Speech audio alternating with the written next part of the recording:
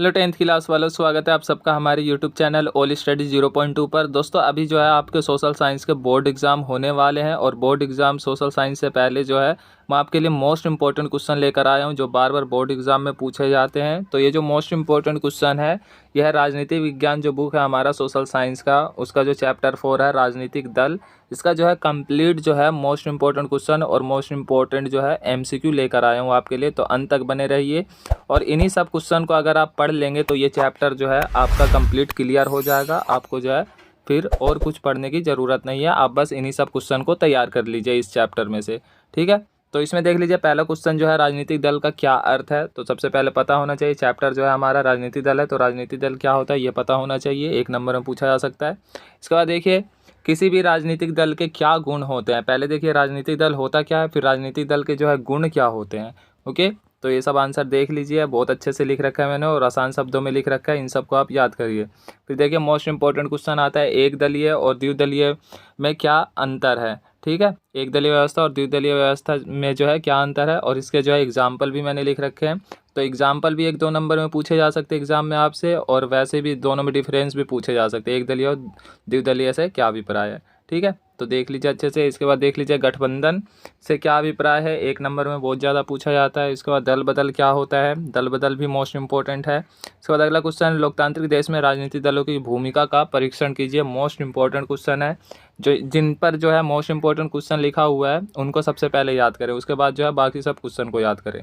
ठीक है, तो ये सब आंसर देख लीजिए, बहुत अच्छे तरीके से लिखा है। इसके बाद राजनीतिक दल, राष्ट्रीय राजनीतिक दल से क्या अभिप्राय है, राष्ट्रीय राजनीतिक दल बनने के लिए आवश्यक शर्तों का उल्लेख कीजिए। तो राष्ट्रीय राजनीतिक दल होता क्या है और राष्ट्रीय राजनीतिक दल बनने के लिए जो है शर्तें क्या क्या होती है यहाँ पे लिखा हुआ है, तो ये भी एग्जाम में पूछे जा सकते हैं। इसके बाद क्षेत्रीय दल क्या होता है और क्षेत्रीय दल के जो है शर्तें क्या होती है क्षेत्रीय दल बनने के लिए। ठीक है, तो ये सब शर्तें लिखी हुई है, पूछा जा सकता है, एमसीक्यू में भी आ सकता है। ओके, इसके बाद देखिए एक दलीय प्रणाली को लोकतंत्र के लिए उपयुक्त क्यों नहीं माना जाता है, मोस्ट इंपॉर्टेंट है और प्रीवियस ईयर क्वेश्चन पेपर में ये पूछा भी गया है। ठीक, इसके बाद अगला क्वेश्चन देखिए, ये सब आंसर दिया हुआ है, ये सब देख लें अच्छे से। ठीक है, इसके बाद बहुदलीय व्यवस्था क्या है और भारत ने बहुदलीय व्यवस्था को क्यों अपनाया है। ठीक है, भारत में बहुदलीय व्यवस्था है ना, तो भारत ने क्यों अपनाया है ये सब यहाँ पे लिखा हुआ है, एक दलीय, द्विदलीय और बहुदलीय। तो इन तीनों को जो है अच्छे से याद कर लें। और भारत ने बहुदलीय व्यवस्था को क्यों अपनाया है, भारत में बहुत सारे दल चुनाव लड़ते हैं ना, तो भारत बहुदलीय क्यों अपनाया है वो सब लिखा हुआ है, पढ़ लें अच्छे से। अगला क्वेश्चन है राजनीतिक दलों के सामने क्या चुनौतियां हैं, जो कि मोस्ट इंपॉर्टेंट क्वेश्चन है और इसको जो है अच्छे से हेडिंग के साथ याद कर ले, काफ़ी अच्छी तरीके से लिख रखा है मैंने। तो चुनौतियां कौन कौन सी है, एक तो है राजनीतिक दलों में जो है लोकतंत्र का ना होना, राजनीतिक दलों में आंतरिक लोकतंत्र का ना होना पहला है। फिर वंशवाद, वंशवाद देखने को मिलता है ना, जैसे पहले पिता हो गया फिर उसके बाद जो उसके पुत्र हो जाते हैं, जैसे आप कांग्रेस में देख सकते हैं नेहरू जी हुए, फिर उसके बाद जो है उनके पुत्र पुत्री ये सब जो है चुनाव लड़ते आ रहे हैं अब तक। ठीक है, कांग्रेस पार्टी में है ना ऐसा। उसके बाद देखिए बस कांग्रेस पार्टी की बात नहीं है, बहुत सारे पार्टियों में देखने को मिलता है ये वंशवाद वाली। ठीक है, इसके बाद देखिए धन व अपराधीकरण देखने को मिलता है राजनीतिक दलों में, तो ये भी जो है एक चुनौती है राजनीतिक दलों के सामने। विकल्पहीनता की चुनौती चौथा जो है ऑप्शन हेडिंग के साथ है ये सारे, तो इन चारों को जो है हेडिंग के साथ अच्छे से याद कर लें। ओके, और मोस्ट इंपॉर्टेंट है। इसके बाद देखिए राजनीतिक दल अपना कामकाज बेहतर ढंग से करें, इसके लिए उन्हें मजबूत बनाने के कुछ सुझाव दीजिए, ये भी मोस्ट इंपॉर्टेंट क्वेश्चन है। तो राजनीतिक दलों के सामने जो है मतलब क्या चुनौतियां हैं और राजनीतिक दल के काम क्या है और राजनीतिक दलों में जो सुधार कैसे किया जा सकता है, तो ये तीनों जो है इनमें से एक पक्का बन सकता है, तो इन तीनों को अच्छे से याद कर लें। ठीक है, तो इसका देख लीजिए अच्छे ढंग से काम करने के लिए पहला जो है आंतरिक कामकाज को व्यवस्थित करना चाहिए, अच्छे तरीके से जो है कामकाज किए जाना चाहिए, उनको व्यवस्था के अनुसार करना चाहिए। ठीक है, इसके बाद महिलाओं को आरक्षण देना चाहिए, महिलाओं की जो प्रतिशत है, महिलाओं का जो प्रतिशत है इन सब की जो है बहुत ज़्यादा मतलब कम है महिलाओं की, तो इनको भी जो है भागीदार बनाना चाहिए, तो सुधार देखने को मिल सकता है। ठीक है, राजनीतिक दलों में। इसके बाद चुनाव का खर्च जो है सरकार द्वारा उठाना चाहिए और लोगों द्वारा राजनीतिक दलों पर दबाव बनाना चाहिए ताकि जो है वो राजनीतिक दल जो है अच्छे से कामकाज करे। फिर देख लीजिए सुधार की इच्छा वाले व्यक्तियों का दलों में सम्मिलित होना चाहिए, जो मतलब सुधार करना चाहते हैं, जो अच्छे काम करना चाहते हैं, उनको जो है राजनीतिक दलों में सम्मिलित करना चाहिए, ना कि अपराधीकरण या फिर वंशवाद जैसे लोगों को जो है सम्मिलित करना चाहिए। ठीक, तो इसके बाद देख लीजिए अगला क्वेश्चन जो है हमारे देश में किन संस्थाओं के चुनाव दलीय राजनीति के आधार पर नहीं होते हैं। तो इसका जो है 1 नंबर में ये पूछा जा सकता है। तो पंचायती राज में जो है दल के आधार पर तो नहीं होता है, तो ये आपको याद रखना है, ठीक है। इसके बाद देख लीजिए, ये जो है मोस्ट इम्पोर्टेंट है, पार्टी है। तो इन पार्टियों की जो है स्थापना कब हुई है देख लीजिए, क्योंकि ये जो है 1 नंबर या 2 नंबर इनमें से पक्का पूछा जा सकता है। तो बहुजन समाज पार्टी के संस्थापक कौन थे? कांसीराम थे, और 1984 में जो है इसकी स्थापना हुई थी। भारतीय जनता पार्टी जो बीजेपी पार्टी है, लाल कृष्ण आडवाणी द्वारा 1980 में स्थापना की गई थी, और ये जो है वर्तमान में सत्ताधारी दल है, ठीक है। इसके बाद देखिए, भारतीय राष्ट्रीय कांग्रेस पार्टी के संस्थापक कौन थे? A.O. ह्यूम, और 1885 में जो है कांग्रेस की स्थापना की गई थी, ठीक है। और ये जो है मोस्ट इम्पोर्टेंट है, और मतलब काफ़ी पुराना पार्टी भी है ये, ठीक है। भारतीय कम्युनिस्ट पार्टी जो है 1925 में बनी थी। इसके बाद देख लीजिए, राष्ट्रवादी कांग्रेस पार्टी जो है ये कब बनी थी? 1999 में। और भारतीय जनसंघ पार्टी श्यामा प्रसाद मुखर्जी द्वारा 1951 में बनाया गया था, ठीक है। आज हम बीजेपी पार्टी को जो है भारतीय जनसंघ के नाम से पहले जानते थे। पुराना नाम जो है बीजेपी पार्टी का क्या है? भारतीय जनसंघ। और श्यामा प्रसाद मुखर्जी ने जो है 1951 में इसकी स्थापना की, और इसी को जो है नया बनाकर 1980 में लाल कृष्ण आडवाणी द्वारा जो है बीजेपी पार्टी बना दिया गया, ठीक है। और श्यामा प्रसाद मुखर्जी ये तो एक कॉलेज का भी नाम है, ठीक है, श्यामा प्रसाद मुखर्जी। इसके बाद देखिए, ऑल इंडिया तृणमूल कांग्रेस 1998 में ममता बनर्जी के नेतृत्व में बनी, और इसे 2016 में राष्ट्रीय दल के रूप में मान्यता प्राप्त हुआ, ठीक है। पहले जब इसकी स्थापना हुई थी तब क्या था? ये क्षेत्रीय दल के रूप में था, लेकिन 2016 में जो है राष्ट्रीय दल यह बन गया, ठीक है। ऑल इंडिया तृणमूल कांग्रेस, ये जो है कांग्रेस पार्टी में से निकल कर बना हुआ ये पार्टी है, ठीक। इसके बाद देख ले, बीजेपी का जो पुराना नाम था वो क्या था? भारतीय जनसंघ पार्टी था। याद रखना ये सब आपको, 1-1 नंबर में यही सब पूछे जाते हैं। भारतीय जनता पार्टी का मुख्य प्रेरक सिद्धांत क्या है? सांस्कृतिक राष्ट्रवाद है। इसके बाद 2014 के चुनाव में कुल सहयोगियों के साथ लोकसभा में कितनी सीटें जीती थी? बीजेपी पार्टी ने 353 सीटें जीती थी, ठीक है। इसके बाद देख लीजिए, MCQ आता है जो कि मोस्ट इम्पोर्टेंट है। तो MCQ जो है मोस्ट इम्पोर्टेंट है, इन सबको आपको जो है याद रखना है। तो इन सब के 1-1 करके जो है मैं आंसर बताने वाला हूँ, तो अंत तक बने रहिए। पहला क्वेश्चन देख लीजिए, भारत में निम्नलिखित में से कौन सी दलीय प्रणाली है? तो कौन सी दलीय प्रणाली है? भारत में जो है बहुदलीय प्रणाली है, ठीक है। ऑप्शन 3 जो है सही आंसर है इसका। इसके बाद दूसरा क्वेश्चन है, राजनीतिक दलों का निम्नलिखित में से कौन सा कार्य होता है? तो कौन सा कार्य होता है? चुनाव न लड़ना, ये तो गलत हो गया पहला। फिर दूसरा है नीतियाँ कार्यक्रमों को जनता के सामने रखना, ये सही हो जाएगा, ऑप्शन 2 सही हो जाएगा। जनता को बहकाना ये गलत हो जाएगा। जन्म निर्माण में सहायता ना करके आलोचना करना, ये भी गलत हो जाएगा। तो ऑप्शन 2 जो है सही है दूसरे का, ठीक है। इसके बाद 3 देखिए, चुनाव लड़ने और सरकार में सत्ता संभालने के लिए एकजुट हुए लोगों को क्या कहते हैं? तो इनको क्या कहते हैं? राजनीतिक दल कहते हैं। चुनाव लड़ते हैं ना ये, और सत्ता भी बनाते हैं, एंड में जाकर सत्ताधारी दल कहलाते हैं, ठीक है। तो ऑप्शन 2 जो सही है। चौथा प्रश्न है, निम्नलिखित में से कौन सी चुनौतियां राजनीतिक दलों के समक्ष है? तो कौन सी चुनौतियां हैं? पार्टी के भीतर आंतरिक लोकतंत्र का ना होना, वंशवाद की चुनौती, धन और बाहुबलों का प्रयोग, ये सारी चुनौतियां हैं। तो ये क्या हो जाएगा? उपयुक्त सभी, ठीक है। आंसर नंबर 4 हो जाएगा, ओके।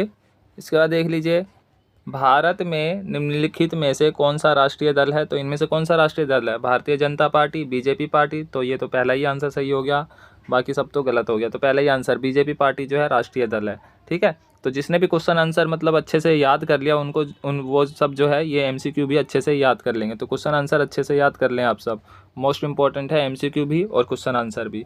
छठा प्रश्न है, भारतीय जनसंघ को निम्नलिखित में से किस नेता द्वारा गठित किया गया था? लाल कृष्ण आडवाणी है पहला, ये गलत है। अटल बिहारी वाजपेयी, ये भी गलत। श्यामा प्रसाद मुखर्जी, 3rd वाला ऑप्शन जो है सही है। श्यामा प्रसाद मुखर्जी ने भारतीय जनसंघ पार्टी की स्थापना की थी, ठीक है। इसके बाद 7वां प्रश्न है, communist party of India CPI का गठन किस वर्ष हुआ था? तो इसका आंसर जो है ऑप्शन 4 है, 1925 में, ठीक। इसके बाद देख लीजिए 8वां प्रश्न है, इनमें से कौन बहुजन समाज पार्टी का संस्थापक है? तो किन्होंने किया था बहुजन समाज पार्टी का स्थापना? तो इसका जो है पहला आंसर है कांसीराम, ओके। कांसीराम जी ने जो है बहुजन समाज पार्टी की स्थापना की थी। इसके बाद 9वां प्रश्न है, भारतीय जनता पार्टी का मुख्य प्रेरक सिद्धांत क्या है? तो पहला जो है बहुजन समाज, ये गलत है। क्रांतिकारी लोकतंत्र, ये भी गलत है। सांस्कृतिक राष्ट्रवाद, ये वाला जो है सही है, ऑप्शन 3 जो है सही है। भारतीय जनता पार्टी का मुख्य प्रेरक सिद्धांत सांस्कृतिक राष्ट्रवाद है। याद रखना है आपको अच्छे से, 1 नंबर में भी पूछा जा सकता है, ज़रूरी नहीं है ऑप्शन में भी पूछा जाए ये, ठीक। इसके बाद 10वां प्रश्न है, एक दलीय प्रणाली के बारे में निम्नलिखित में से कौन सा कथन सही है। तो पहला देख लीजिए, एक दलीय प्रणाली में जो है विरोधी दल होते हैं, गलत है, क्योंकि विरोधी दल नहीं होते एक दलीय प्रणाली में। इसके बाद एक दलीय प्रणाली में केवल साम्यवादी दल होता है, ये भी गलत है, कोई सा भी दल हो सकता है। इसके बाद एक दलीय प्रणाली में लोकतंत्र प्रतिद्वंदिता नहीं होती, तो ये भी जो है प्रतिद्वंदिता नहीं होती, ये वाला सही हो जाएगा, ठीक है ना। किसी भी को भी जो है चुनाव लड़ने का अधिकार नहीं होता, केवल एक ही दल जो है चुनाव लड़ सकता है, चुनाव में भागीदारी ले सकता है राजनीतिक दल के रूप में, ठीक है। एक दलीय प्रणाली में स्वतंत्र प्रतिद्वंदिता होती है, गलत है ये, तो थर्ड ऑप्शन जो है इसका सही है, ओके। इसके बाद देख लीजिए 11वां प्रश्न है। 11वां प्रश्न है, ऑल इंडिया तृणमूल कांग्रेस का निर्माण कब हुआ। तो कब हुआ था, 1 जनवरी 1998, इसका जो है पहला ही ऑप्शन सही हो जाएगा, ठीक है। ऑल इंडिया तृणमूल कांग्रेस जो है कांग्रेस पार्टी से निकल कर बनी हुई है, ये बात आपको याद रखना है। और 2016 में जो है इसको 2016 में राष्ट्रीय दल के रूप में मान्यता प्राप्त हुआ, ठीक। और ये जो है कहाँ की है, ये पश्चिम बंगाल की है। ममता बनर्जी अभी इसके नेता बने हुए हैं इस पार्टी के, ओके। इसके बाद देखिए 12वां प्रश्न है, ऑल इंडिया तृणमूल कांग्रेस को राष्ट्रीय दल के रूप में मान्यता कब प्राप्त हुआ था। तो 2016 में, पहला ऑप्शन सही है इसका। इसके बाद अगला प्रश्न है 13वां प्रश्न, राजनीतिक दलों पर लोगों द्वारा दबाव निम्नलिखित में से किस प्रकार बनाया जा सकता है। चिट्ठियों द्वारा, ये भी सही है, प्रचार द्वारा सही है, आंदोलनों द्वारा, ये भी सही है, उपयुक्त सभी। तो ऑप्शन 4 जो है सही हो जाएगा, ठीक है, ऑप्शन 4 जो है सही हो जाएगा। इसके बाद अगला प्रश्न है, निम्नलिखित में से किस न्यायालय ने पैसे और अपराधियों, ठीक है, ये स्पेलिंग मिस्टेक हो गया, अपराधियों लिख लेना यहाँ पे, अपराधियों का प्रभाव कम करने के लिए एक आदेश जारी किया। तो किसने किया है, उच्चतम न्यायालय ने, उच्चतम यानी सर्वोच्च न्यायालय ने, ठीक है। ये सब तो नीचे वाले, निचली अदालत ये सब हो गया, तो सर्वोच्च न्यायालय जो है इन्होंने जारी किया इन सबको रोकने के लिए, अपराधियों को रोकने के लिए। अगला प्रश्न है, भारतीय जनता पार्टी का पुराना नाम क्या था। जो बीजेपी पार्टी है उसका पुराना नाम क्या था, भारतीय जनसंघ, पहला ऑप्शन इसका सही है, ठीक। इसके बाद देख लीजिए अगला प्रश्न जो है 16वां प्रश्न, 2014 के चुनाव में कुल सहयोगियों के साथ लोकसभा में कितनी सीटें जीती थी बीजेपी पार्टी ने। तो 353 सीटें जीती थी, पहला ही ऑप्शन सही है इसका। अगला प्रश्न है 17वां प्रश्न, भारतीय जनता पार्टी का गठन कब हुआ था। बीजेपी पार्टी का जो है गठन कब हुआ था, तो 1980 में हुआ था, ठीक है ना। 1980 में लाल कृष्ण आडवाणी द्वारा इसकी स्थापना की गई थी। अगला प्रश्न है, कांग्रेस पार्टी के संस्थापक कौन थे। तो कांग्रेस पार्टी के संस्थापक थे A.O. ह्यूम, ठीक है। A.O. ह्यूम द्वारा 1885 में कांग्रेस पार्टी की स्थापना की गई थी। अगला प्रश्न है, वर्तमान में भारत में किस दल का शासन है। तो किस दल का शासन है वर्तमान समय में, कांग्रेस का तो है नहीं। दूसरा ऑप्शन जो है सही है, भारतीय जनता पार्टी यानी बीजेपी पार्टी का जो है सत्ता है, ठीक है। वर्तमान समय में जो है सत्ताधारी दल कौन है, भारतीय जनता पार्टी, भारतीय जनता पार्टी का जो है वर्तमान में शासन है। इसके बाद जो है लास्ट प्रश्न है 20वां प्रश्न, बहुजन समाज पार्टी का गठन कब हुआ था। तो कब हुआ था इसका पहला ही ऑप्शन सही है, 1984 में जो है बहुजन समाज पार्टी का गठन किया गया था। और किनके द्वारा किया गया था, कांसी राम द्वारा किया गया था, ठीक है दोस्तों। तो आई होप कि आपको जो है वीडियो अच्छी लगी होगी। और मोस्ट इंपॉर्टेंट क्वेश्चन है, अगर आप इस चैप्टर को जो है आसानी से क्लियर करना चाहते तो यही सब क्वेश्चन आप पढ़ लीजिए, ये चैप्टर जो है आपका क्लियर हो जाएगा। और इसमें से जो है एग्ज़ाम में पूछे भी जा सकते हैं, मोस्ट इंपॉर्टेंट है, और कई बार आए हुए भी हैं यही सब क्वेश्चन।